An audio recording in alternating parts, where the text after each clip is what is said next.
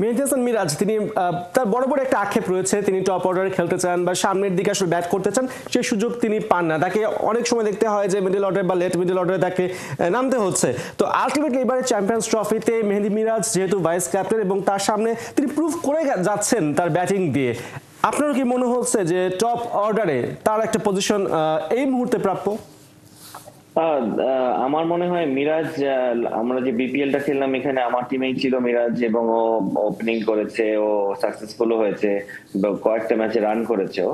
কিন্তু আপনি যখন ন্যাশনাল টিমে যাবেন তখন হয়তো বা মিরাজের জন্য একটু ডিফিকাল্ট হয়ে যায়, কারণ ওই জায়গাটায় কিন্তু আমার টপ অর্ডার আছে। কিংবা হ্যাঁ, আমরা এখন আপনি যদি মিরাজকে চারে ব্যাটিং করান, তাহলে আপনার নিচের দিকে কে ব্যাটিং করবে? তো আপনার ব্যাটিং অর্ডারটা কিন্তু মানে রিশাফল করতে হবে, এবং যারা যেই পজিশনের প্লেয়ার আছে বাংলাদেশ টিমে তাদেরকে কিন্তু আপনার নিচে নামাতে হবে।